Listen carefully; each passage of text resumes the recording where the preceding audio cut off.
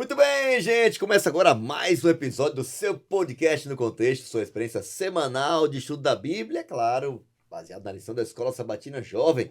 E nessa temporada estamos estudando com o tema O Verbo, o Evangelho de João, vida e obra de Jesus, a partir da perspectiva de João, um dos discípulos mais próximos de Jesus, que, assim como os demais, também teve a oportunidade de conviver, de andar, comer, né, vivenciar, ter a experiência de vivenciar os milagres de Jesus, os ensinamentos dele, e como testemunha ocular de alguém que andou com ele, pode, com muita propriedade, compartilhar com a gente qual é a sua perspectiva a respeito de quem era Jesus, do que ele fez, né, do que ele foi capaz de fazer para poder nos salvar. Então, eu queria, desde já, animar você, motivar você a continuar firme aqui na saga, a partir da visão de João sobre a pessoa incrível, incomparável de Jesus Cristo, nosso Senhor e nosso Salvador, o Deus, o Criador de todas as coisas. Estivemos batendo um papinho sobre isso aí no último episódio.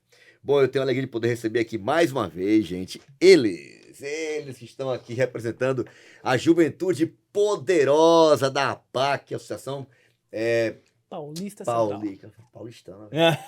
Paulista Central.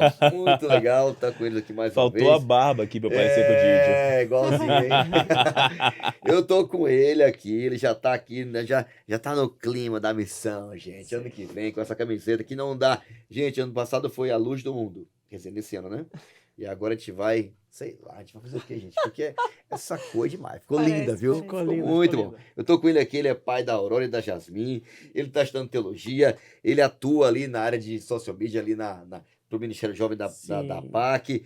Mais uma vez, muito obrigado e bem-vindo, Bruno, tá bom? Ao podcast no contexto. Muito obrigado. Você com a gente. Mais uma vez, é um prazer estar aqui, Prazer participar, nosso, né, nessa lição que tem sido fantástica, abordando um tema que é muito importante para nós, que é Jesus, o Verbo, né?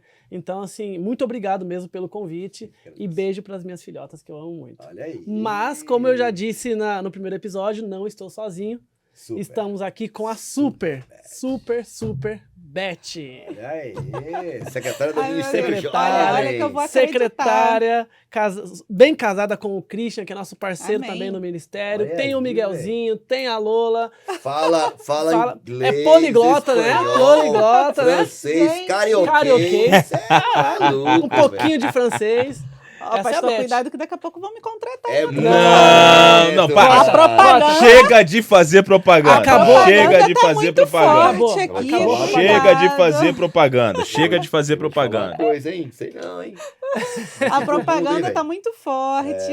Chega de fazer Gente, propaganda. nada, humildemente aqui, feliz de estar aqui mais uma vez, de ter sido convidada aqui para esse super podcast no estúdio aqui, elegante, muito legal. Muito bom. E vamos falar sobre Jesus e sobre tudo que ele fez e continua fazendo por nós, né? Amém, amém. Bom, e obviamente, né, estamos aqui com o chefe, com o meu chefe, me colocaram para apresentar meu chefe, gente. Super boss. Olha Big que Boss, responsabilidade, ele é o boss, ele é o ref, porque ele também fala inglês e espanhol, não sou só eu. Não sou só eu. E carioquês também, Aí, né? carioquês também, ou seja, tamo junto Caso em tu lá com a tudo. Rose, só fala inglês, né? É com a Rose é outro nível. Onde o Outro raio, nível. outro nível. Cara. Pastor Gabriel, mais conhecido como Lázaro, né? Do Ministério ai, Jovem, não. isso disseram por aí. Mais íntimos. É o Lázaro. Lázaro. Ai. Só um Muito milagre, obrigado, só um milagre, Beth. Obrigado, galera. Pra mim é um prazer estar aqui com vocês aqui. A Beth realmente bateu tudo, porque a Beth é a minha conterrânea, fala carioquês, fala espanhol, fala inglês, é proativa, a gente trabalha junto, mas não é propaganda, tá legal? Tá tudo Não certo, é. tá no time jovem da APAC. Já A gente foi. não abre mão, tá legal? Nossa. Beleza? Eu acho que eles estão querendo me jogar pro outro lado. Não, pastor. não, a sei, gente a não propaganda tá abre muito mão, forte. tá legal? É pra manter com a De gente. jeito nenhum. E pra mim é uma alegria estar aqui com a galera dos jovens da PL, junto com o pastor Fabrício, mas manda um salve pra galera da APAC também, pros nossos jovens que estão assistindo lá. Eu fiquei com a incumbência aqui de falar dele, que ele é meu brother, ele é uma lenda, ele é uma referência, é o super Fabrício casado com a mega Aline. Aline, minha parceira, um abraço pra Aline também. Segurei a linha. Essa dupla aqui tem feito algo extraordinário pelos jovens Jovens da PL têm marcado a história. Que Deus continue abençoando vocês, tem sido instrumento poderoso. E é contigo a apresentação desse super podcast no Contexto. Ah, que da hora. Obrigado. E depois dessa aqui, hein? Você é louco. Tem um texto, amigo meu, que é um texto entre eu e um brother. Ele fala assim, um texto de, inclusive, vai chegar lá essa lição, né? Um texto de João, né? Falando sobre Jesus, né? O que importa é que você cresça. Ele fala assim, e eu mais ainda. Caramba, esse cara é humilde, hein? Esse cara é humilde, Mas não, hein? Gabriel, é uma benção estar com você aqui, viu? Que Deus continue abençoando, fazendo seu ministério prosperar, crescer. Tem sido uma benção, é um milagre, né? Deus Amém. teve um susto aí com a gente. O aí, um susto foi acidente. grande, mas aquela cova Piada, não me prendeu. Piada interna aqui, gente, porque um dia foi bem difícil. A Rose está se recuperando ainda. Deus abençoe, Rose, e que Deus te restaure completamente, tá bom? Forte abraço pra galera da APAC aí, né? Essas siglas, a APAC, a PL, são siglas que demonstram, né, a região administrativa que nós temos aqui. São 8 regiões aqui no estado de São Paulo. Um abraço para nossos colegas aí do Ministério Jovem, pastor Cândido, nosso líder aqui do Ministério Jovem da União Central, que está aqui sempre com a gente quando pode. E os nossos colegas JAs também, nossos líderes de jovens. Deus abençoe. E vamos para frente. Nós temos um ministério em andamento e também Jesus iniciou o seu ministério, né? E a gente vai falar sobre isso hoje. Vai ser muito, muito legal. Antes disso, não esquece de acompanhar a gente nas redes sociais, tá bom? Siga lá a gente nas redes sociais. Jovens Adventistas APL. É o nosso conteúdo sempre nos eventos, programas que acontecem aqui na nossa associação e também na América do Sul. Você pode acompanhar também os cortes, né? Os bastidores, quem vai estar gravando, quem vai estar participando de cada episódio aqui da semana através do nosso Instagram. Também pode acompanhar esse conteúdo sempre em áudio no nosso canal Paulista Leste, sempre no início da semana, para você poder acompanhar todo o conteúdo, a minutagem, vai no dia que você quer tirar alguma dúvida. A Superbest está aqui, vai tirar dúvida de tudo. Então, vai ser muito legal. Além disso, compartilhe. Tem também áudio, você pode acompanhar esse conteúdo em áudio na sua plataforma de áudio preferida. Para você aí estar no metrô, caminhando, na academia, correndo, você pode acompanhar esse conteúdo também e aproveitar todo esse conteúdo do nosso podcast no contexto. Bom, eu queria pedir a Beth que fizesse uma oração. Aliás, Gabriel, ora com a gente. Eu oro. Pede a bênção de Deus aí. Então, maravilha. É porque eu vou orar em português, a Beth teria que orar em inglês e tal. Então, eu vou orar em português, beleza? Ora aí, Vamos orar então. Querido Deus, obrigado pela vida de cada um dos meus amigos que estão aqui nesta mesa para estudar a tua lição e pela vida dos jovens que estão em casa, que estão no trabalho, aonde eles estiverem para estudar a tua lição agora, que o Senhor os abençoe. Te louvamos pela vida deles e te pedimos que todo esse momento aqui seja para tua honra e para tua glória, em nome de Jesus. Amém. Amém. Amém. Amém, amém. Bom, tema da semana, o início do ministério, né? Aqui João, na última lição, falou que ele estava no início de tudo, mas ele teve um início aqui do seu ministério aqui na Terra e começou logo com festa, viu? Começou logo, foi num casamento, para começar logo. O texto, depois você lê o capítulo todo, João capítulo 2, que é bem legal. Jesus começa seu ministério em uma festa de casamento, né, lá em Caná. É muito legal a descrição, ele foi convidado. Interessante que a lição menciona essa necessidade da gente, assim como Jesus, de se relacionar, de estar em ambientes sociais. Diz que o evangelismo acontece em um ambiente relacional, né? E Jesus inicia seu ministério assim. E aí tem um episódio, né, de um casamento, era comum, né, na tradição da época, oferecer o vinho, né, o melhor no começo, depois o ralezinho no final, né, o que sobrava e tal. Só que aqui se investe, né, porque a história diz que o vinho acabou, e aí Jesus ele entra em cena, Maria vai em busca dele para que ele faça um milagre. Não sabemos ao certo por que ela busca, se era alguém próximo, parente, mas era algo bem vergonhoso. Como hoje também, imagina convidar a galera pra tua casa, chegar lá, a comida acabar. Não, É chato. Você também, tem uma festa né? de 5 dias, no primeiro dia tá acabando tudo. Você imagina isso. Era Não tem muito, como. eram vergonha. festas grandes, o casamento era uma festa longa, às vezes semanal e tal. Sim. O fato é que Jesus é chamado, e Jesus vem, pede para que pessoas trouxessem as águas, né, as talhas cheias de água, 7 talhas, e ali ele faz um milagre, transforma a água em vinho, né, ou em suco de uva puro. E o verso que eu queria destacar aqui é o que está aqui no versículo 5, quando Maria é confrontada com a resposta aparentemente áspera de Jesus, né, ela dá uma frase que eu acho fantástica, né? Verso 5, sua mãe, porém, disse aos empregados, façam tudo o que ele mandar. E essa é uma dinâmica, né? Porque todos os milagres de Jesus, eles acontecem porque aquele que recebe o milagre obedece. E essa é uma lição que eu achei fantástica, né? Porque os milagres só acontecem a partir de alguém que obedece. E Maria fala assim, olha, obedeçam tudo o que ele falar. E é por conta dessa obediência, por seguir as instruções de Jesus, que esse milagre aconteceu. Aquela família passa, né? É salva de uma vergonha. E ali tem várias lições lindas que podemos tirar desse milagre. Jesus, ele tem sempre o melhor para oferecer para nós, né? E o melhor com Jesus sempre está por vir, né? Sempre está por vir. Interessantíssimo, né? Então, o início do Ministério de Jesus começa nessa festa. Tire na semana, que o tema também, eu queria ouvir as impressões de vocês. A Tire na semana tá muito legal, gente. Tá bem eclética aqui, trazendo pra realidade, jogando também lá no passado. Eu queria ouvir de vocês qual foi a impressão que vocês tiveram da tirinha da semana. Vamos lá. Muito bem, eu vou começar aqui então. Eu tive a impressão bem bacana aqui, porque são os dois relatos, né? Você olha pra tirinha e você vê os dois relatos de João.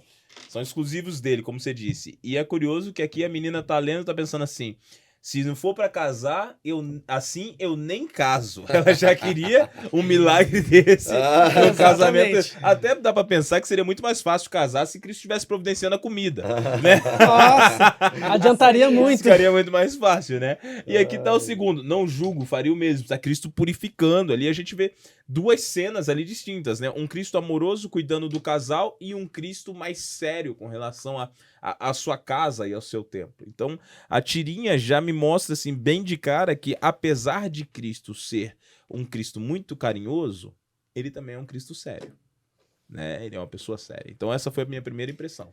Inclusive, né, queria até corrigindo aqui, tá, gente? O capítulo destaca dois momentos, ou duas cenas fortes, né? Sim.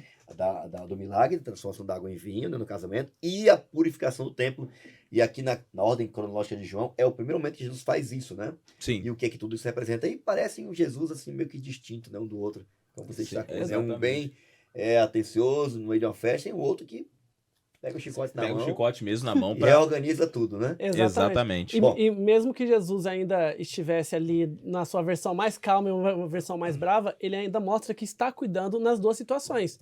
Porque ele está cuidando ali dos preparativos, do casamento, da organização, e na outra tirinha é que Jesus está cuidando da sua casa, do seu templo. Então ele está cuidando de tudo, seja de uma forma mais calma ou não, enfim, ele está cuidando em todos os aspectos, em todos os planos, em todas as áreas e esferas da nossa vida. Então, gostei bastante, porque para mim, se eu fosse definir em uma palavra, seria cuidado nessa tirinha.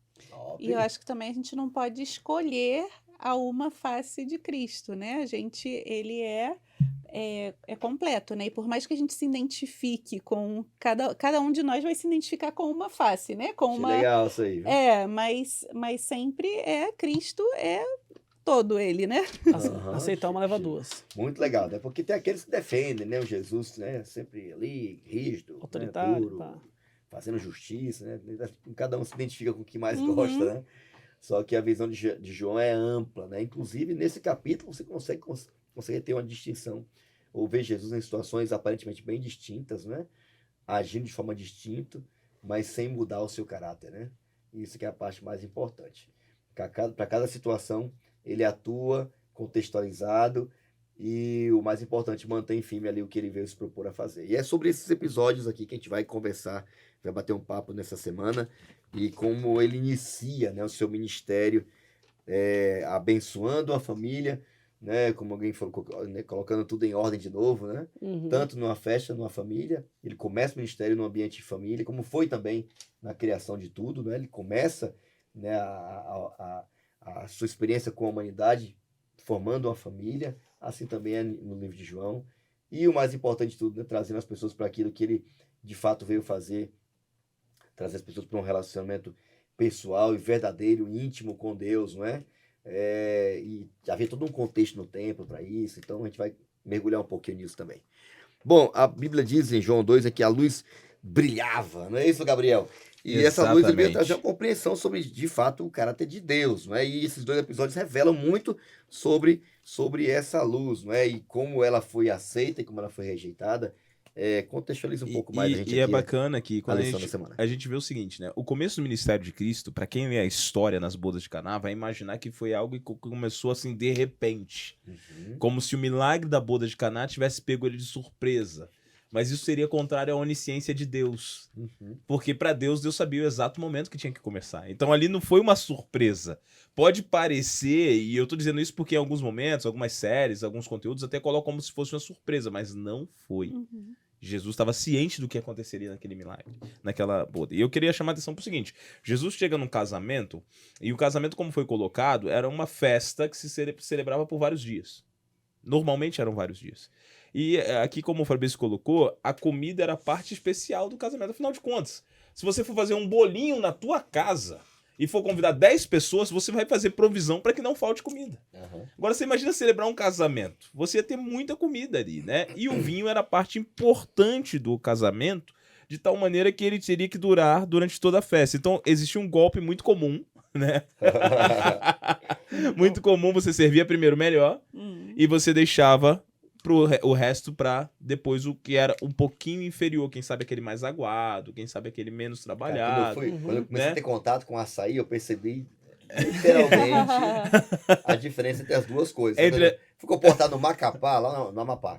E Sim. aí o cara chegava lá e ia comprar direto na batedeira, né? O cara perguntava, chegava, você quer o grosso ou o fino? Sim, Aí entendi o grosso, né? A polpa ali e tal. sim, sim. E eu optava pelo fino, que era mais barato. Mais barato, claro. E era muito bom. Sim, Mas consegue imaginar essa cena, né? O cara bebia, já sabia. exatamente. Esse é o Bebia- melhor ou já é o com água, Já é né? o que é, exatamente. E a gente precisa também se lembrar que no tempo de Cristo não existia geladeira, não existia forma de conservar. Então isso fazia com que as bebidas ficassem mais pesadas, algumas mais ardidas, outras mais defeituosas, Aham. né? Então, o Cristo, ele chega naquela festa e tá todo mundo contando que o vinho vai durar, mas o vinho não duraria. Iria terminar. O que traria para aquela cultura seria um mau presságio para o casamento, seria ruim para as famílias, seria uma exposição dos noivos, Uma seria, vergonha. seria uma vergonha geral e todos começariam. Você ia começar o casamento com um ato vexaminoso, de vergonha. E aí eu acho interessante na história porque é o seguinte, cara, Cristo tá num casamento. E assim, eu sou criado na igreja adventista há 38 anos. E durante muito tempo, o Cristo que a gente falava era um Cristo que talvez não frequentasse um casamento.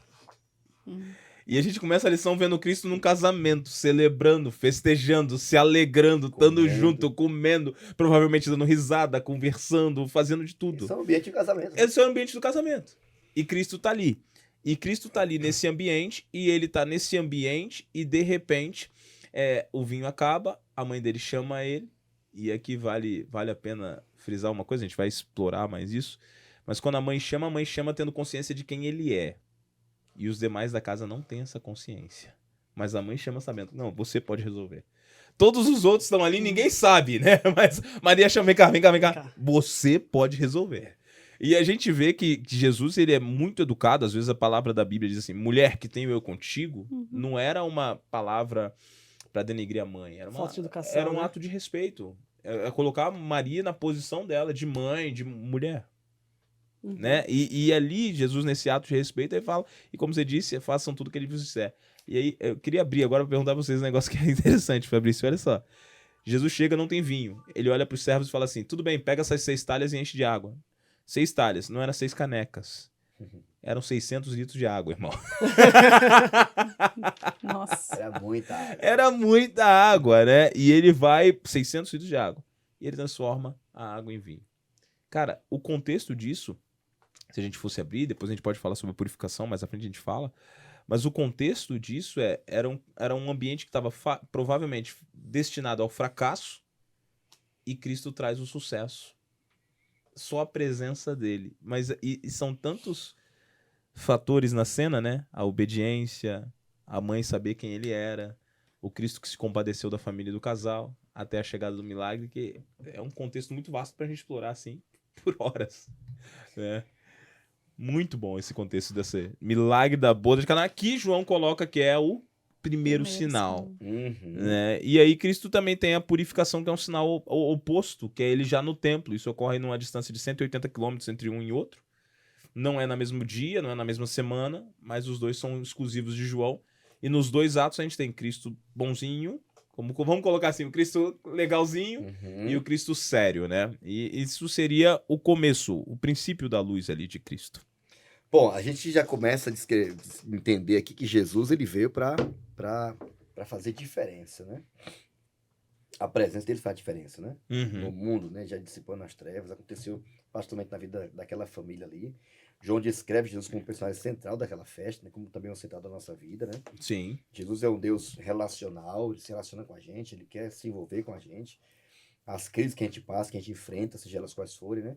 Ele tenta inserir a gente nesse contexto, né? De um Jesus que age no tempo dele, do jeito dele, na forma dele, só quer que a gente obedeça, Sim. né? E obedecendo, os milagres podem acontecer. E assim se inicia, né, o ministério de Jesus, literalmente no meio de uma festa, de uma cena informal. Bom, eu queria pedir agora a ajuda aqui da Superbet, né? Calma aí. Tu vas a pedir em espanhol Olha ou aqui. em inglês? Por Porque favor. a Beth pode te mandar Mira, os por dois, favor, hein? pode hablar un poquito en español, después en inglés, ¿tú bien? Pero a Bíblia habla de um primeiro sinal, né? Assim? Mas fala o primeiro sinal, né? Mas eu queria destacar um pouco mais, eu queria tentar nos ajudar a compreender um pouco mais por que João dá tanto destaque a esse primeiro sinal. O que Jesus queria revelar, né? Agindo da forma que agiu. Tem alguns detalhes que a gente percebe também aqui, né? Nesse milagre que vão destacar, assim, João dá destaque. Nenhum outro evangelista faz isso, né? Uhum, Esse destaque a esse milagre, que também é chamado de João de sinal, uhum. sinalizando quem era que estava fazendo aquele milagre, dá para nós uma noção do que Jesus veio fazer aqui, né? E onde ele queria atuar de verdade, né? Nos ajuda, Beth, a compreender um pouco melhor sobre esse primeiro sinal, que foi o primeiro milagre de Jesus? Eu achei interessante que o capítulo empieza. Ficou. Cara, bugou. Ok, voltando. Começa dizendo 3 dias depois, né? E quando a gente volta no primeiro capítulo aqui, que se ele tá falando 3 dias depois, é porque algo aconteceu antes, né? No episódio anterior a gente falou do capítulo 1 de João. Ele termina aqui falando de Natanael, né? Que Filipe vai lá chamar Natanael, dizer que encontrou ao Cristo, né? Aqueles que eles tanto esperavam. E Natanael diz, que pode sair de Nazaré, né? Que é isso? Quem é esse? Então, e Jesus já chega dizendo, eu te vi embaixo da figueira. Então ele diz, ok, agora eu acreditei, né? Agora eu sei que é você. Ele fala aqui, né? Tu és filho de Deus, rei de Israel. Uhum. Então Cristo responde, mas só porque eu falei que eu te vi debaixo da figueira, Você vai coisas acreditar? maiores do que essas verão, né?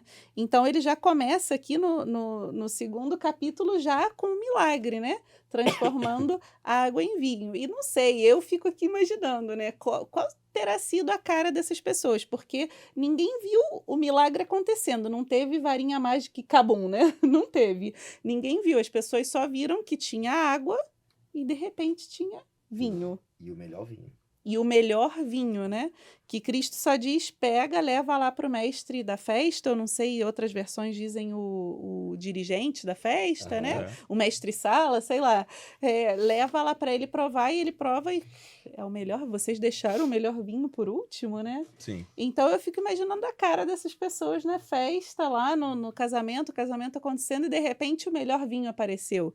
E a lição traz pra gente aqui que a intenção de Cristo não era satisfazer os prazeres humanos, né? Uhum. Senão que era abençoar aquele dia, abençoar aquele momento. Que às vezes a gente só pensa nos milagres, nas coisas grandes, né? Nas coisas, mas e as coisas cotidianas? E tudo que Cristo faz por nós, No que dia a parece no dia a dia, que parece algo insignificante, mas é um milagre. É algo grande, né? Então, é isso que a lição traz pra gente. A bênção nas pequenas coisas, aparentemente pequenas coisas. Eu queria só colocar um Muito negócio bom, aqui muito rapidinho. bom. O que a Beth falou foi fantástico. É só um detalhe fora do que ela falou, tá? Porque a gente tá falando vinho toda hora. E aí eu sei, eu só vou esclarecer isso porque fica pesando aqui sobre mim. Importante. Não era Vai pra vinho, internet, né? tá bom? Não era Fermentado. vinho Alcoolizado, fermentado, né? tá? A palavra no grego ali, oinos, era uma palavra para suco de uva e é a mesma palavra que é usada no contexto da última ceia de Cristo, de João 13. Então, Importante. cara, é o mesmo suco de uva que foi servido na última ceia, que nós chamamos hoje de Santa Ceia, que é o que nós fazemos. Então, era suco de uva. Que Ponto. fique claro para todos. Não fermentado. Não Registrado. fermentado, tá bom? Pronto, fechei o meu parênteses. Que conte nos autos. Muito Que bom, conste, muito que bom. conste. Eu achei legal essa questão do cotidiano. Obrigado, Vibete, por nos ajudar a compreender melhor isso aqui, né? A necessidade de Deus de nos fazer compreender que os milagres acontecem no nosso cotidiano, né? No dia a dia, né? Ter um casamento e uma família feliz é um milagre Sim. grande, né?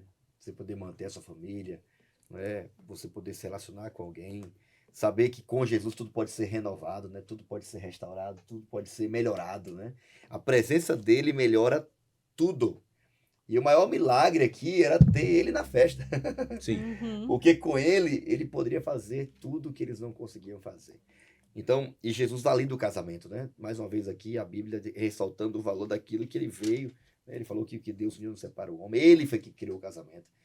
E eu acho interessante João descrevendo isso. Ele descreve a volta dele dentro de um contexto de uma festa, né? A noiva, aquela coisa toda, né? Do quanto isso é Sim. importante e sagrado para Deus, né? E a sacralidade do casamento, ela só é possível com Jesus presente. Olha a importância disso, E né? eu achei isso extraordinário, né? Que é uma das coisas que mais traz alegria ou tristeza pra gente, né? Essa é a grande verdade, né? Tanto que a gente percebe, uma escritura cristã chamada Elemate diz que essa escolha ou essa decisão com Deus, né? Feita com Deus, com oração e tal, ela pode definir sua alegria ou sua tristeza eterna. Né? Vai ter consequências na eternidade. Já pensou nisso? Exato. Então Jesus, ele começa seu ministério ali, né? E ele começa a realizar essas ações em um ambiente muito comum, não é? Da vida das pessoas, não é? Essa fase da vida que é casar, ter uma família e tal. Então eu acho muito interessante isso, o fato de Jesus proporcionar em abundância, né? Uhum. Tudo aquilo que a gente precisa para ter uma vida feliz aqui neste mundo, né? E eu fico pensando, Fábio, você estava falando, eu estava pensando o seguinte: quantos casamentos e quantas festas e quantas coisas não fracassaram porque não convidaram Cristo? Uhum. O sucesso desse casamento estava implicitamente no convidado que estava lá, que era Cristo. E quantas coisas já fracassaram porque a gente não convidou Cristo para estar ali como centro, né? Porque os milagres acontecem, mas todos eles são pautados na presença de Cristo na sua vida. Não tem pra onde correr. Sensacional. E aí, brother, porque agora, Bruno, aparece no mesmo capítulo, num outro cenário, Jesus agindo de uma forma né, assim, Completamente aparentemente diferente, né? Aham. Ali ele é chamado para tomar uma atitude, ele diz, não é minha hora, depois ele vai lá e faz, agora ele vai aqui de cara, ninguém fala nada, ninguém pede nada, e ele age bem distinto, como foi na festa, né? Ele faz ali a purificação do templo. Uhum. Comente um pouco mais sobre isso aqui, o que você conseguiu extrair dessa lição. Eu gostei bastante dessa parte porque ela realmente mostra a diferença, né? Ali, primeiro, Jesus foi solicitado ali no casamento, agora ele chegou e já foi mais proativo, já foi mais incisivo, porque a purificação do templo. É interessante que aqui os outros evangelhos, Mateus, Marcos e Lucas, eles descrevem apenas uma purificação de templo. Já João, ele mostra aqui pelo menos 2 purificações. Uhum. Então, pelo menos 3. Que é uma no início e outra no fim, que ele enfatiza bastante, no início e no fim do ministério de Jesus. Mas por que Jesus teve que fazer essa purificação? Porque quando chegava na época da Páscoa, as pessoas elas iam até o templo, só que devido às grandes distâncias, elas não conseguiam levar os seus animais junto com eles. Então, o que eles faziam? As pessoas ali vendo ali, né, a oportunidade de mercado, então eles começaram a fazer comércio ali no pátio do templo, para que as pessoas, quando chegassem de mãos vazias, não, nós temos aqui e tal animal, você pode comprar aqui, que fica mais fácil para você e tudo mais.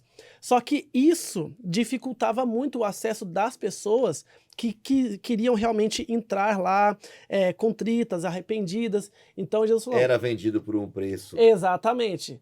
Era bem, assim, exorbitante, né? Porque, assim, se tem demanda... Virou exploração, na realidade. Exatamente, virou exploração. O comércio da fé, né? Comércio da fé. Não é uma comércio da coisa fé. nova, é bem Não é uma antiga. coisa- Exatamente, a gente acha que é novo, não, é bem antigo. Então eles viram essa oportunidade, estavam explorando e Jesus vendo aquilo que o templo, que era a casa de oração, um local onde para ter um encontro com Cristo, com Deus, já perdeu todo o sentido, o significado e o propósito, agora as pessoas estavam lá para receber ali o perdão, na verdade estavam sendo extorquidas, sendo roubadas.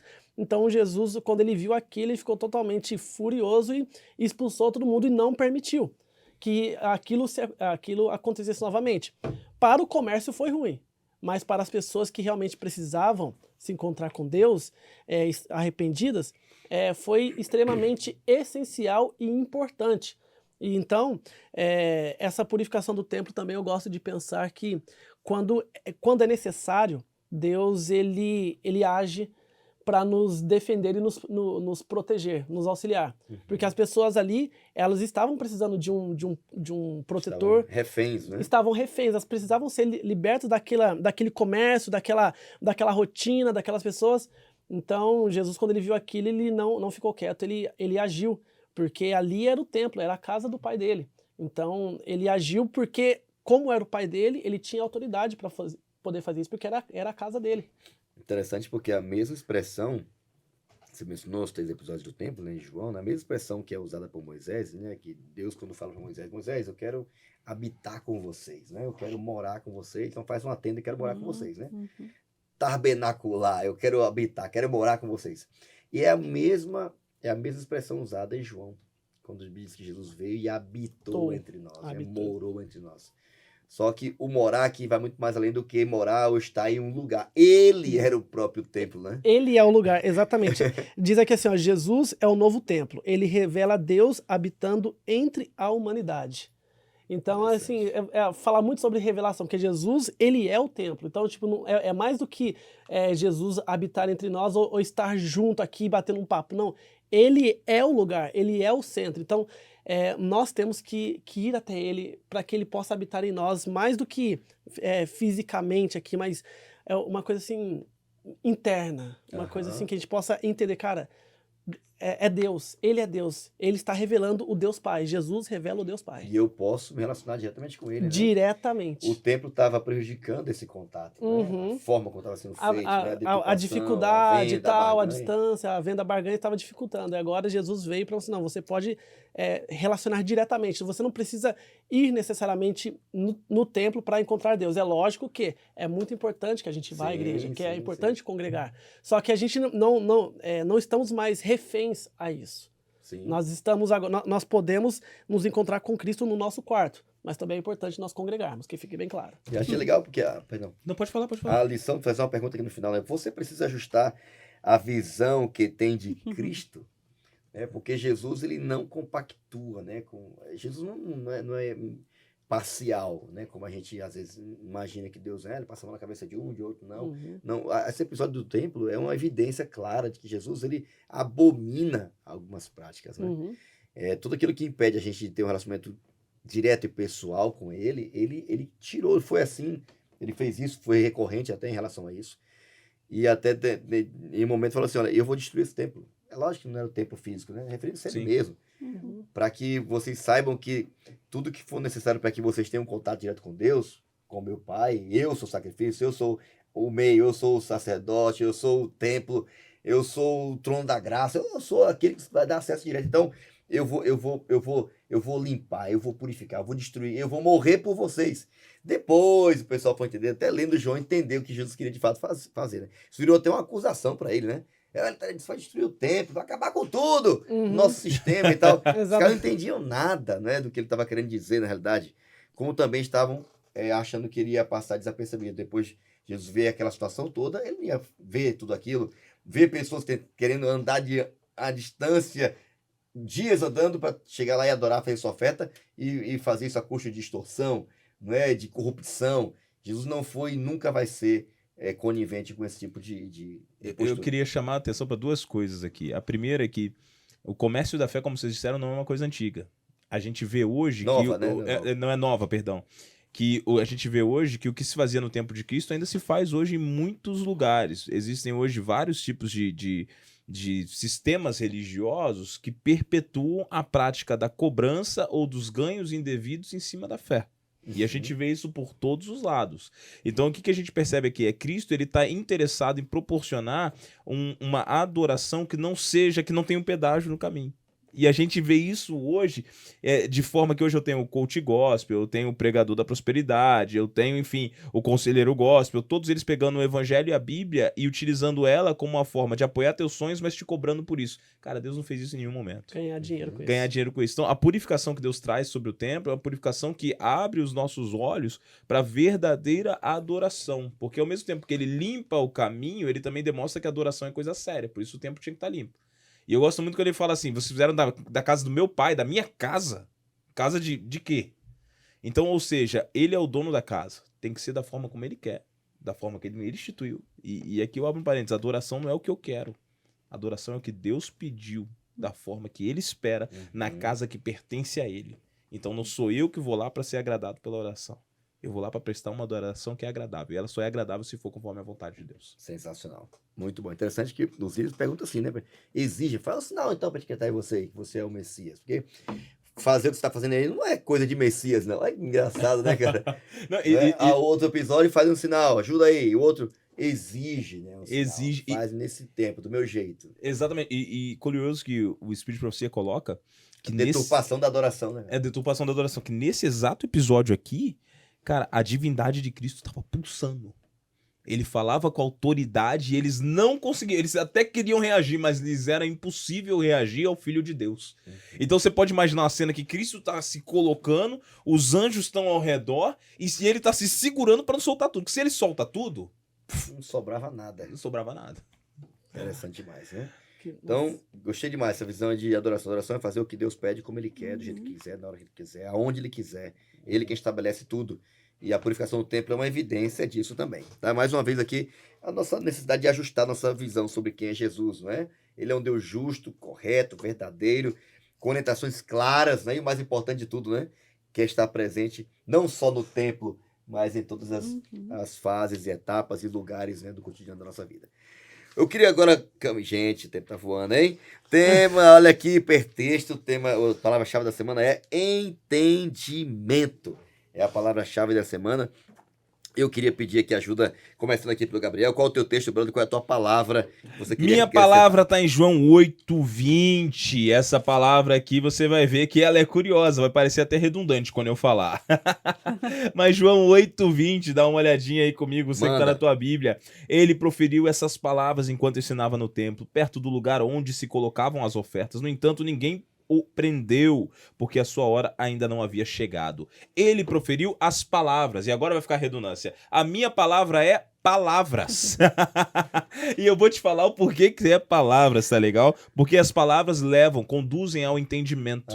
Os profetas já haviam utilizado as palavras para profetizar sobre Cristo. E os fariseus e os saduceus preferiram acreditar nas suas próprias palavras ao invés de acreditar na palavra de Deus. Por isso não compreenderam e não entenderam quem era Cristo.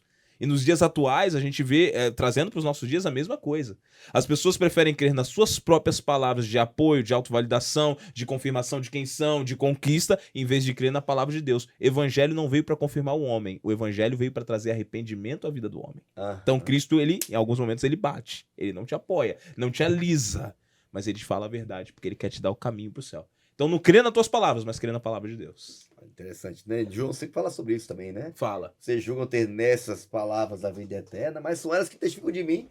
E se vocês leem a Bíblia, tentam ir para a Bíblia, mas não me encontram, tem uma coisa errada. Tem. Porque elas existem para conduzir vocês até a minha. Isso é incrível, né? É verdade. É extraordinário. Palavras! E aí, Beth, qual é o teu texto, a palavra? O meu texto está em Êxodo 25:8 e também é algo que já foi mencionado aqui ainda agora. Diz assim: e me farão um santuário para que eu possa habitar no meio deles. E a minha palavra é habitar. Boa. Porque Cristo se fez verbo e habitou entre nós. E ele habitou entre nós para trazer entendimento do caráter de Deus. Muito bom, da hora, Beth. E você, Brunão? A minha é Marcos 11:15 e 17. Chegando a Jerusalém, Jesus entrou no templo e ali começou a expulsar os que estavam comprando e vendendo. Derrubou as mesas dos cambistas e as cadeiras dos que vendiam pombas, e não permitia que ninguém carregasse mercadorias pelo templo. E os ensinava dizendo: não está escrito, a minha casa será chamada casa de oração para todos os povos, mas vocês fizeram dela um covil de ladrões. A minha palavra é templo, ou templo barra casa. Porque Jesus, quando ele diz a minha casa, ou seja, Jesus ali naquele momento ele exerceu a sua autoridade, porque as pessoas não conseguiam entender qual era o objetivo principal delas estarem ali. E mesmo quando Jesus ele expulsa os cambistas, as pessoas ainda assim não conseguiam entender e acharam que Jesus, ao invés de estar purificando o templo para que ele voltasse para os caminhos, estavam achando que Jesus estava ali prejudicando o comércio Porque a deles intenção ali, dele era acabar com tudo, destruir o templo, fechar a porta dessa igreja prejudicar aí. o sistema, mas não.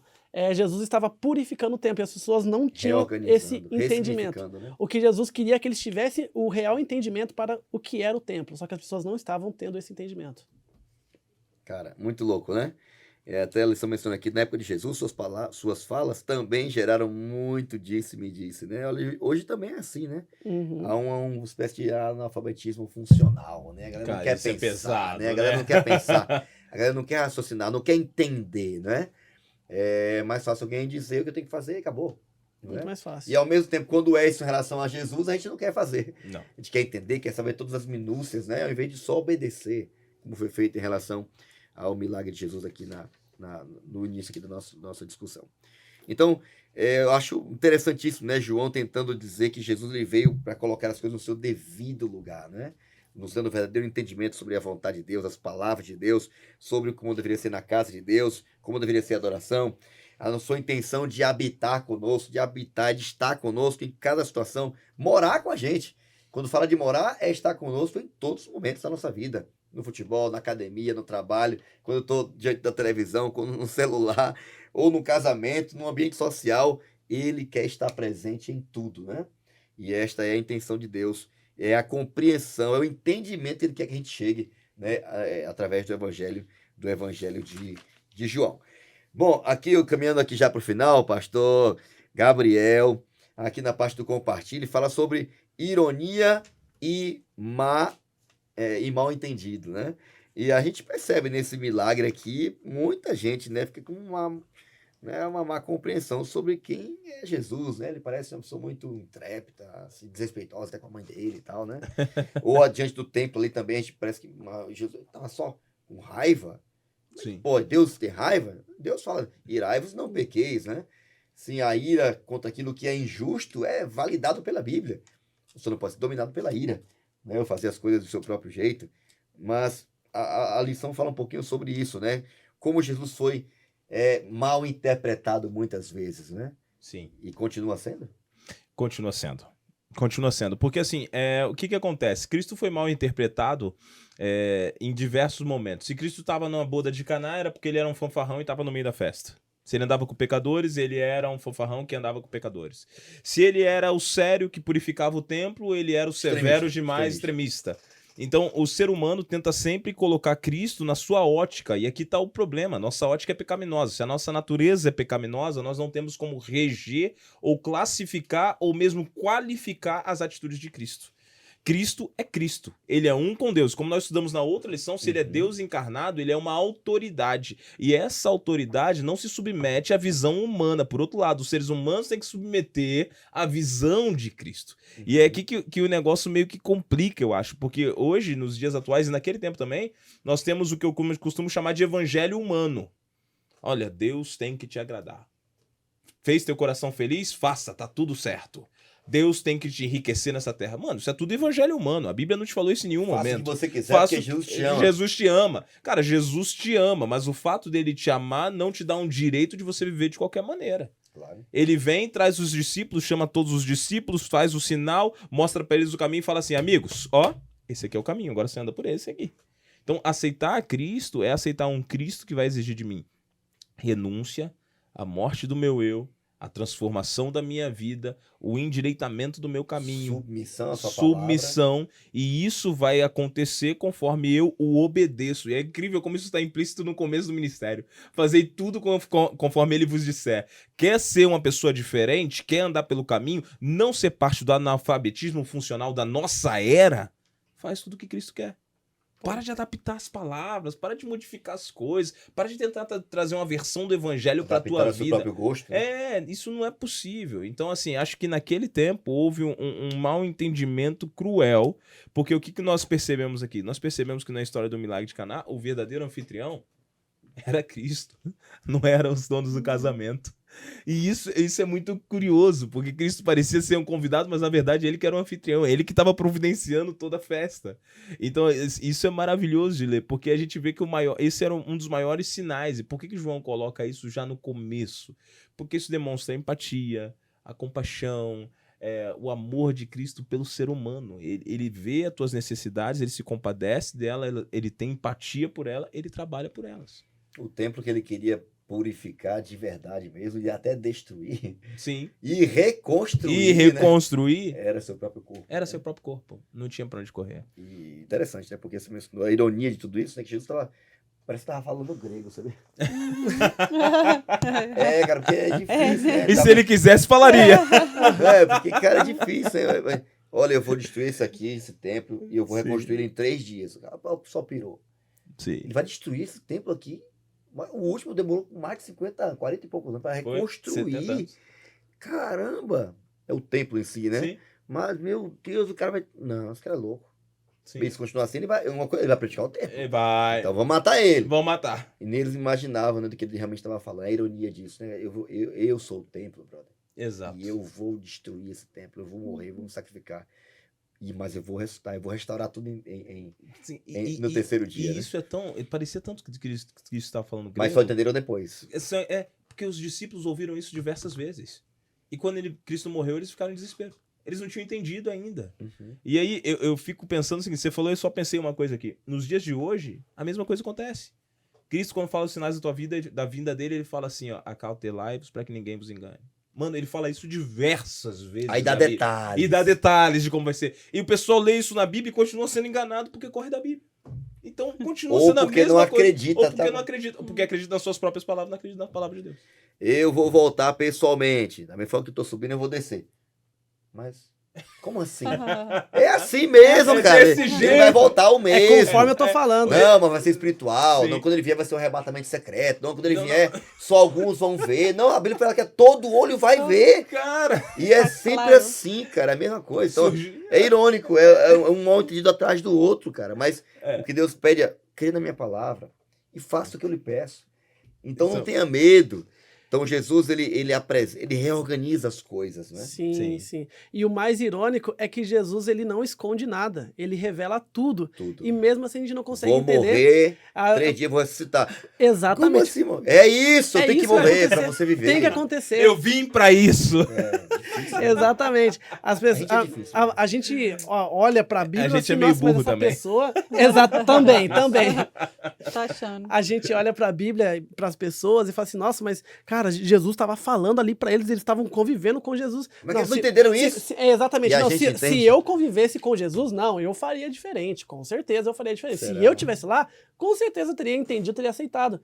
Mas nós não convivemos. Mas nós temos aqui a Bíblia que tem um exemplo que mostra, as consequências dos que aceitaram dos que não aceitaram. A gente tem a versão mais completa, a gente não está vivendo no tempo, a gente está depois do tempo para poder usar como exemplo. E mesmo assim, tendo como exemplo, a gente escolhe fazer a outra vertente, o que é errado. Porque o nosso coração é enganoso mais do que todas as coisas. É isso aí. Então a gente imagina todos os sinais que Cristo fez, os milagres e tal, a gente olha um mais sobrenatural do que o outro. E achei legal isso aqui, a maior ironia de que o maior sinal mesmo foi Jesus ter vindo morrer por nós, né? Esse é acessível a todos. Todos puderam ver, todos puderam contemplar. Esse aqui é o milagre que mais se destaca. A morte dele, não só a morte, né? A ressurreição dele em nosso lugar. Garantindo nós vitória, né? Sobre o mal, sobre o pecado. A morte não vai ter a última palavra, né? Então, quando ele fala, a gente imagina só um episódio de Jesus ali com o chicotinho na mão. Estava revelando o seu plano da salvação, cara. Eu vou destruir esse templo, eu vou reconstruir em 3 dias. Eu vou morrer, vou ressuscitar em 3 dias. E aí depois até João fala que eles entenderam depois. Nós temos hoje não só o episódio, nós temos a experiência deles e não temos desculpa. Então podemos ter total entendimento do que Jesus queria ensinar quando disse que eu vou destruir esse templo. Eu vou destruir, eu vou morrer. Vou morar entre vocês, vou morrer por vocês, vou ressuscitar por vocês. e vou interceder por vocês até eu voltar. Então, que Deus nos abençoe para que a gente não fique com esse disse-me-disse, mal entendido, né? Sobre o que Jesus realmente queria nos ensinar. Caminhando para o final, nosso tempo já acabou, gente. Né? Sempre novo e revigorado. Chegamos aqui à parte do consenso. Essa parte é muito legal, gente, porque encerramos sempre a lição com muitos episódios, com muitos insights, né? Com explicações sobre o que Jesus realmente queria fazer. Ele fala claramente, né? Eu vim fazer e ele veio na hora correta, veio na plenitude dos tempos. E tudo que fez do quis, como quis, né? Milagre, Deus faz para ele quiser, na hora que ele quiser, do jeito que ele quiser. Eu quero que enche 30 talhas. Te vira, mano. Vai encher. Você quer o milagre? Então faz lá. Porque ele é soberano nisso, né? Ele é quem define como é que tem que ser feito. E a adoração é ele quem estabelece como tem que ser feita também. Então a lição termina falando sobre isso. E eu queria ouvir de vocês aqui as considerações finais. Começando pela Superbet. Superbet. O que é que você queria destacar aqui, Beth, dessa lição? O que é que chamou a sua atenção? Considerações finais. Olha, eu gostei aqui também do segundo parágrafo aqui dessa parte que diz sempre novo e revigorado, diz assim, como as pessoas servem primeiro o vinho melhor e depois o inferior, assim o mundo faz com as dádivas que recebe. O que ele oferece pode agradar aos olhos e fascinar os sentidos, mas se demonstra incapaz de satisfazer.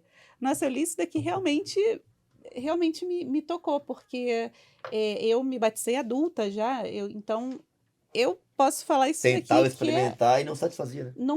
Nada satisfaz. Você pode ganhar dinheiro, você pode viajar, Tome pode dopamina. conhecer outros lugares. E nada. Nada satisfaz, só o amor de Cristo. Então, quando ele chega na nossa vida, só isso satisfaz. Então, vamos nos concentrar aqui na palavra de Deus, vamos deixar que ele realmente habite em nós, para que possamos realmente nos satisfazer, né, e nos sentir completos. Só Cristo satisfaz. Show. Exato. Brunão.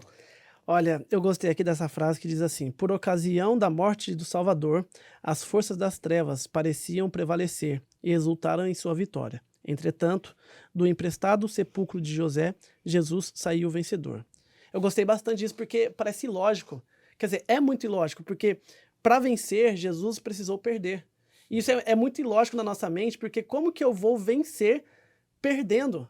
Não faz sentido, é impossível. Quem perder a sua vida ganha. Exatamente. Mas aí eu me lembro que Jesus, ele é o Senhor até mesmo das maiores das impossibilidades.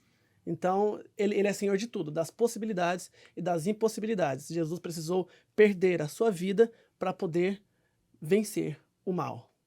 E nos dá a vitória, né? E nos dar a vitória. Biel! Cara, eu vou olhar para a purificação.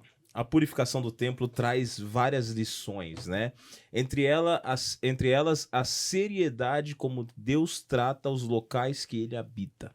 Então, isso pode ser relacionado à igreja, isso pode ser relacionado ao nosso corpo, à nossa vida, ao nosso lar, exatamente. Então, eu fico pensando no seguinte, quando eu penso na purificação, muitas vezes eu penso no que eu tenho que purificar na minha vida.